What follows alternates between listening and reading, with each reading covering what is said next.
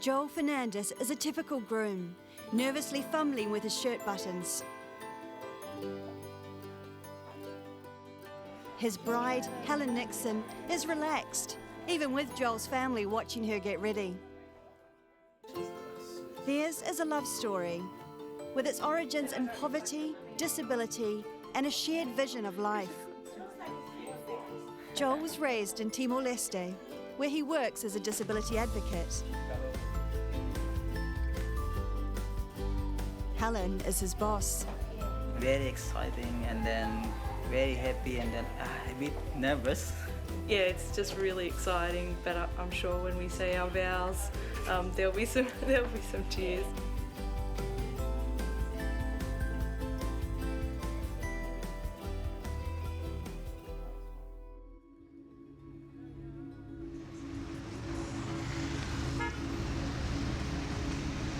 This is Joel's hometown of Dili, the capital of Timor Leste.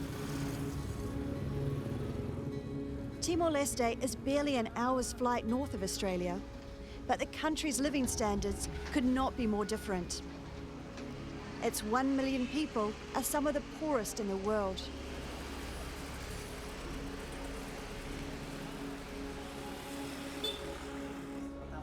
Joel works as a manager at the Disabled People's Organisation, a branch of the Leprosy Mission. People still not understand about people with disability. They think that people with disability can't do anything more, so they just think that, oh, people with disability just stay at home. And then sometimes they still make discrimination to them, like when we want to go out, they say, why you go there, why you not just stay at home? They think that people with disability can't do anything, so they just feel pity to them. Joel's disabled as a result of a car accident 7 years ago. All of place here no have accessible for people with disability. It's very difficult for people with disability to live here. Even though Dili is the city, but no have access in everywhere. How about in the district? Oh, it's very difficult for people with disability to live there. Joel had worked as a motorcycle mechanic. Before the accident, he had no idea that people with disabilities face such hardships. When the accident happened, I lost consciousness, so I don't know what happened. And then when I consciousness, I was already in hospital, and then I just feel, I can't feel anymore here. He was out of a job, his social life had changed dramatically, and he never believed he'd find new love. Before I got the accident, I had a girlfriend from Timor, but we break up, and then after I got the accident, and then they heard that I have a girlfriend from Australia, and then they said, wow, how you can do that? Because they never think that I will have another girlfriend when I have disability. Mana speak.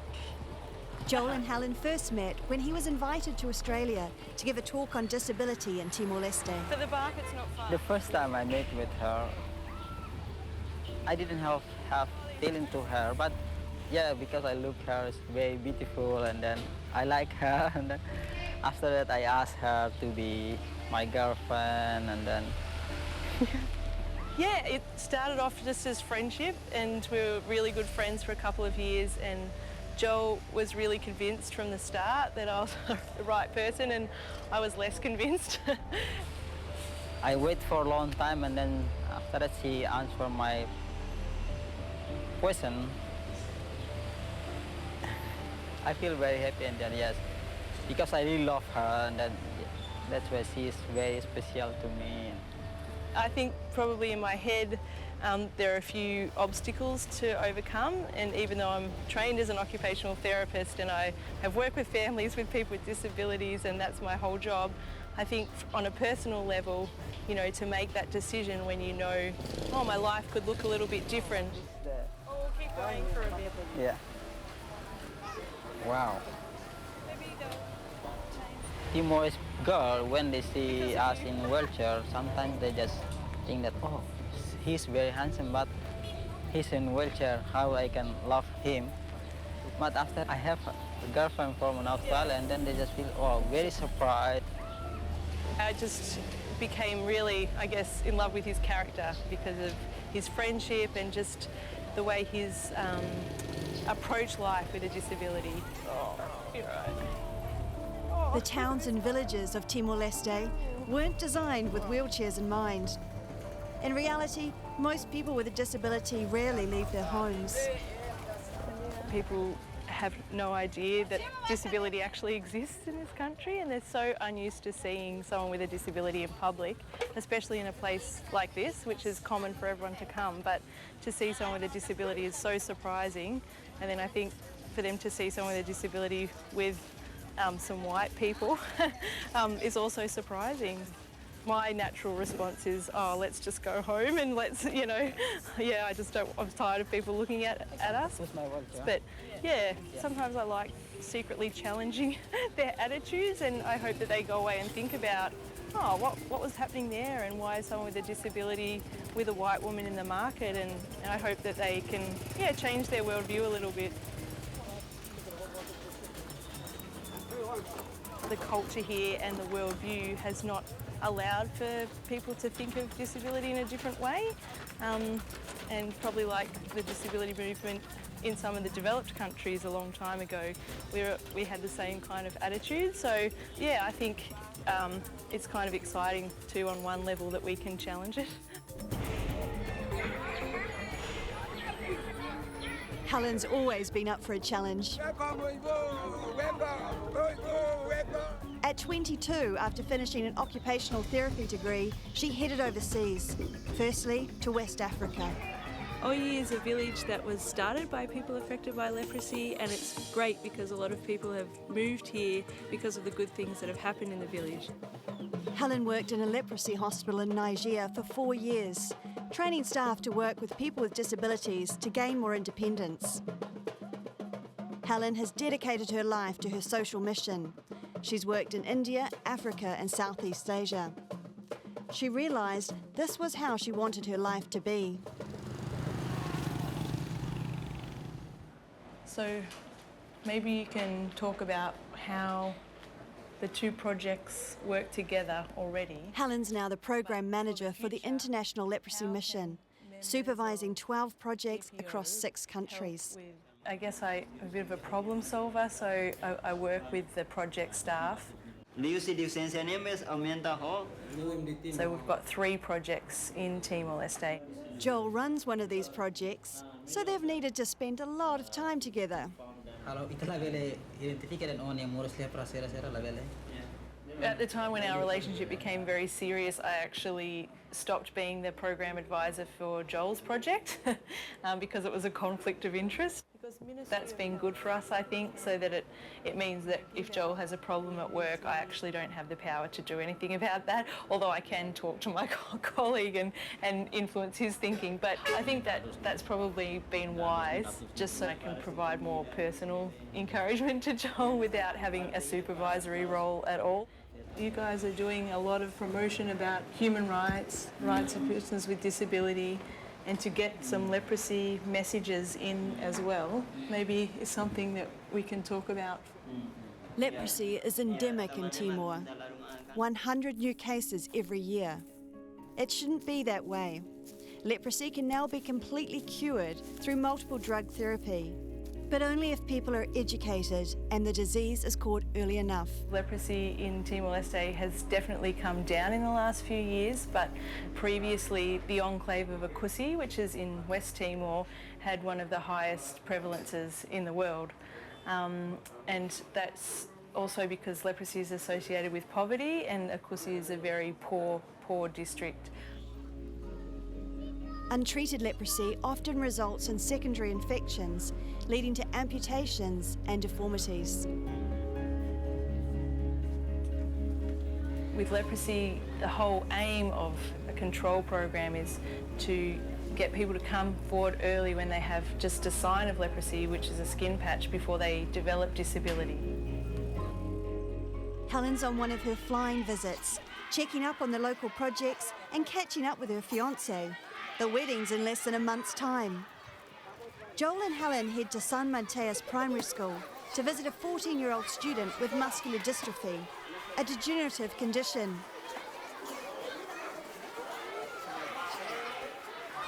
Freddie spent his whole childhood at home, isolated. But thanks to Joel, he's now attending school for the first time in his life.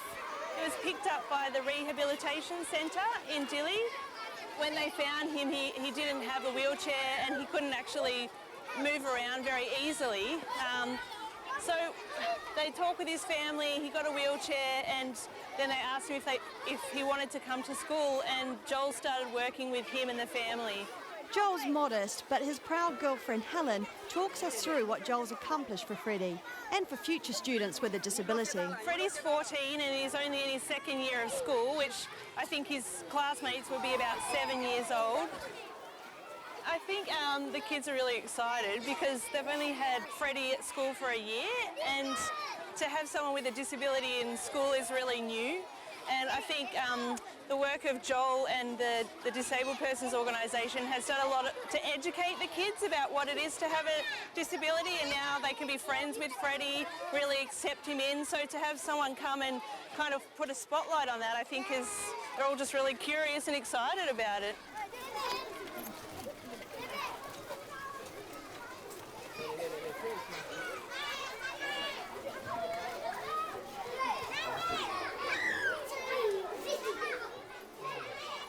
When Joel started working with Freddie's family, they really looked at the barriers that they would need to overcome for Freddie to come to school.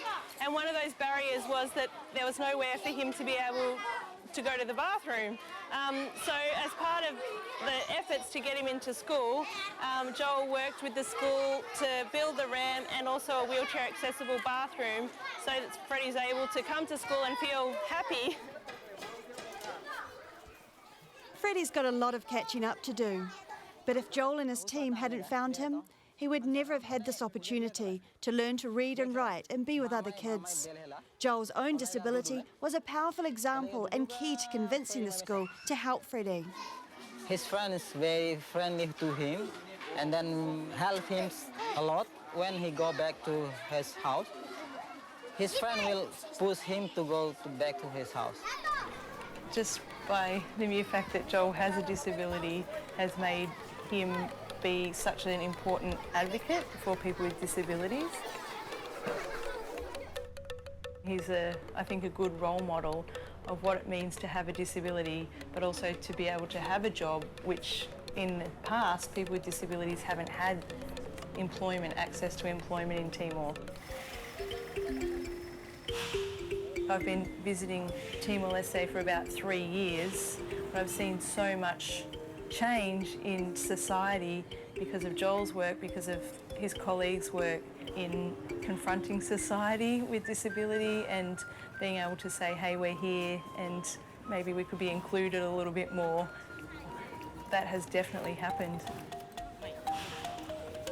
Their mutual desire to make a difference in the world helped spark the deep bond between Helen and Joel.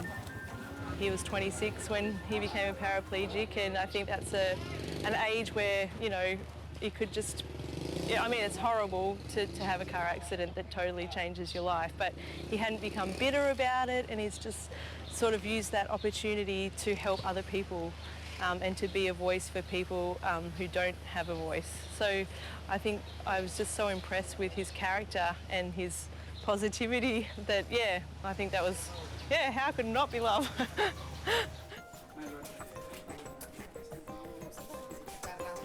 Oh, boa tarde. Helen's dad, Stephen, realised long ago that his daughter's life would be unique. But marriage to Joel means Dad is also swept into the mix. A marriage in Timor is about two families joining together.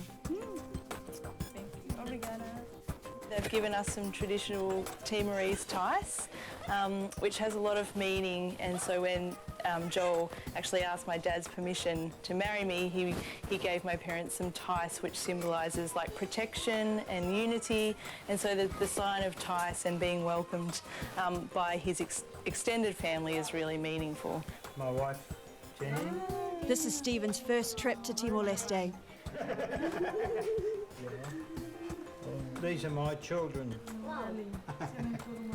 and my granddaughter.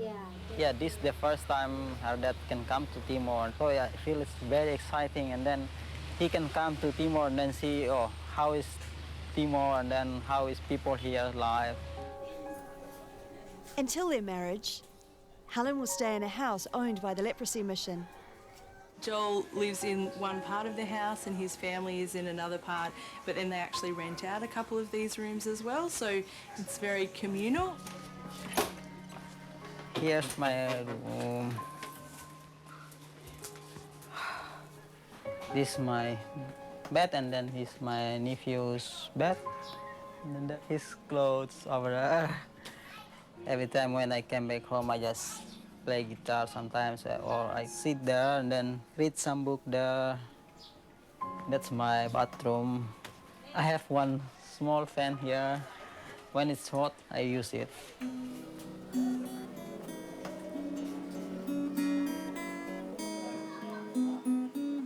It's a typical Timor Leste house, but Joel had worried how Helen would react. The first time I feel a bit nervous because I don't have like good house, but small house, and then it's very bad. So sometimes I feel, oh, how if Helen's dad come and then see my house like this? Yeah. But after that I feel, yeah, oh, yeah, this the real of me. So I feel, yeah. I think it would be really hard to live in a place like this, but I think it would be a learning curve, and I know that I could manage. Just to, I guess, realise that life might look a bit different, might take me a bit longer to do chores at home, and Joel and I have to sort of come to an arrangement where we talk about the reality of it being set up properly for him, because I think this house, although the family have tried to make it accessible for him, it's still not really accessible fully.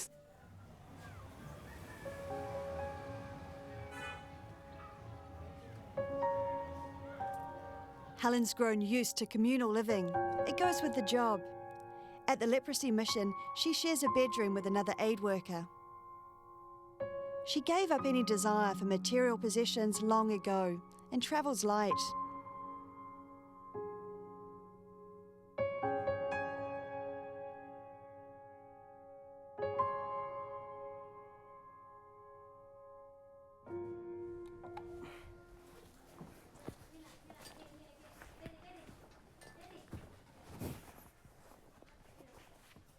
Helen visited Timor-Leste for the first time 3 years ago. Since then, she's managed to only spend a month at a time here with Joel. They stay in touch by regular Skype calls. But even that's not easy with unreliable internet connection. If not, I will not have internet. It's so nice not to have to make a Skype date time, but just to live ordinary life. With Joel, and just be able to eat together and see each other a lot, and see his family again, and yeah, it's really, really nice.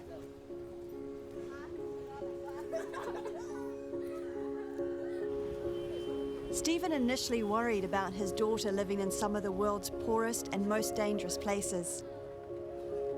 He soon got used to it and was almost primed for his daughter's engagement announcement.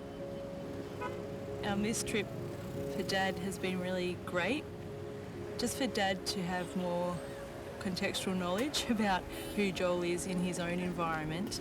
If she comes here to live for any length of time, I'd be reasonably confident that she'd be safe. There'll be some countries that Helen's been in where, again, I wouldn't be as confident, yeah. Helen's a person that believes she has God's call on her life, and if she believes this is where God would want her to be, then I'm fine with that, you know.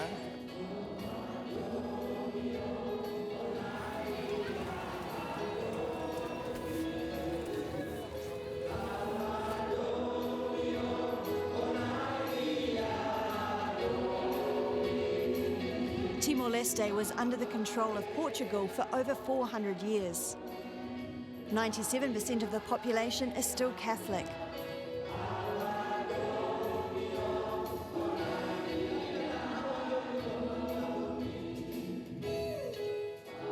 In 1975, 1 week after Timor achieved independence from Portugal, the country was invaded by Muslim Indonesia.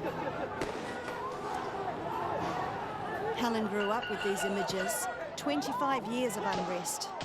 Over 200,000 Timorese were killed. Australia took the side of the Indonesians.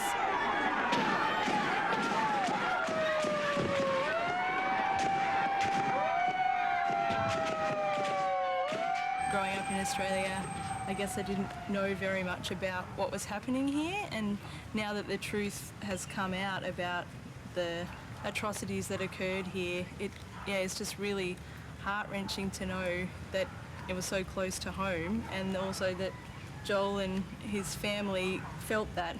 For many people, that it's still fresh in their mind, that it's impossible for something like that to happen and people just to move on and forget, and everyone was affected in some way by that. So yeah, I think people are still very much aware, and that there's a lot of underlying tensions in the culture because of that period of time.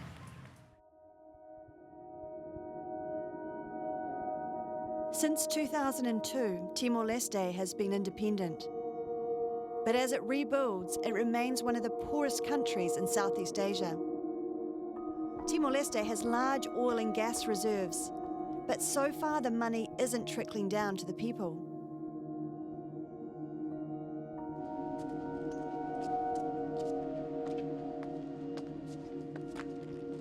Joel and Helen are in love, but they're not blind to the many challenges they'll face. They've experienced negative responses to their engagement, both in Australia and Timor Leste.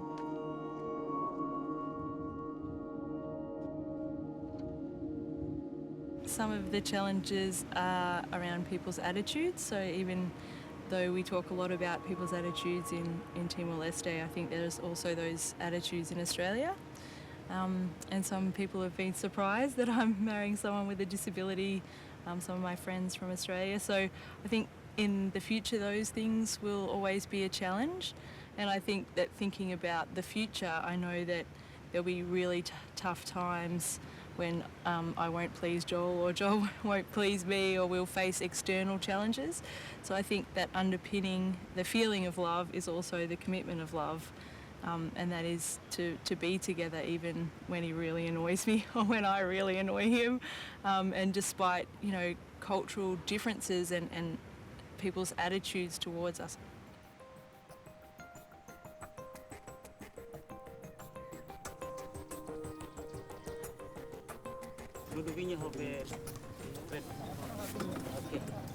Joel plays in a basketball league for people with disabilities. He helped introduce the sport here to change people's ideas of what people with disabilities can do. But there's much more he wants to achieve. Many of his ambitions were thwarted even before his accident. As a teenager, he dreamed of studying engineering, but the only university in Timor-Leste was destroyed before Joel finished school. If he and Helen settle in Melbourne, Joel may finally begin that engineering degree. He'd use his skills to design equipment for people with disabilities.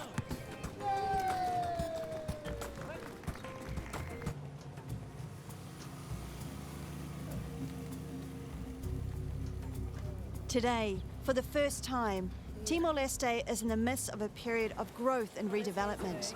Oh, Maybe you should be here. maybe. I don't know. Oh, let's stop and look at this Thai shop. Oh, yes.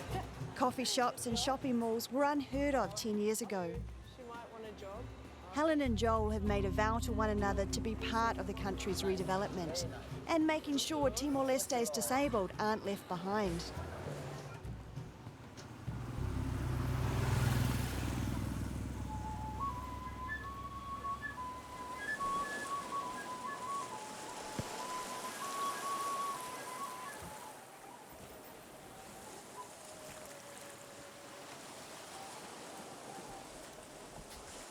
I feel very happy that I can live with someone that I really love.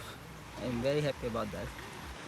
I hope that, I can marry with Helen, and then, maybe if we can have like 2 children, And then, yeah, maybe I can continue my study, and then, yeah, if we can have some children, that would be nice.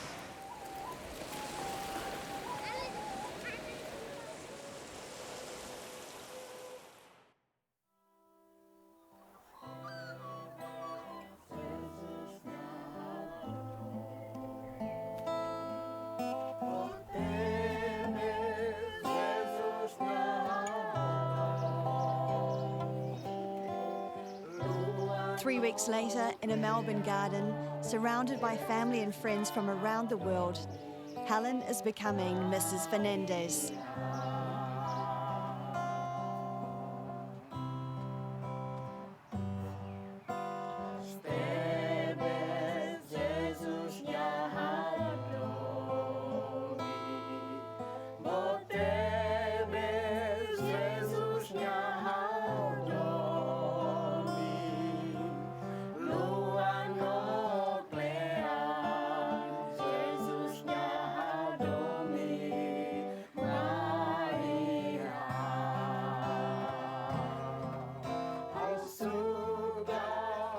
There's no real need for the traditional lines about richer and poorer, sickness and health. This couple already made that commitment long ago. I pronounce that they are husband and wife.